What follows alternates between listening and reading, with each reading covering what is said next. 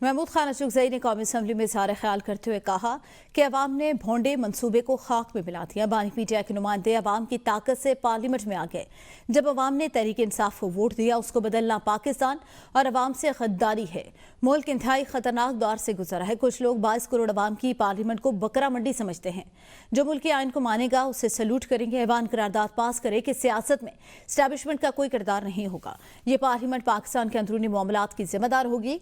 तीनों बड़ी पार्टियां यकीन दिलाएं कि ये पार्लियामेंट ताकत का सरचश्मा होगी। आए हम सब मिलकर तौबा करें। इमरान खान की पार्टी में शामिल थे जब उन्होंने पार्टी बनाई थी, फिर अपनी छोड़ दिया था। मेरी उनसे अलग सलग मामूली बातों पे बंद हुई थी। लेकिन बात यह जनाब स्पीकर, जब पाकिस्तान के अवाम ने उनको वोट दिया, उसको बदलना पाकिस्तान से गद्दारी है, अवाम से गद्दारी है।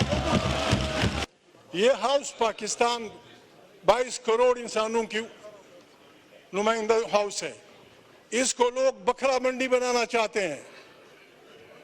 इसको लोग बेचने, यानी पाकिस्तान की सियासत ये हुई है, जो बिकता है वो वफादार, जो खरीदता है वो वफादार, जो ये काम नहीं करता वो गद्दार।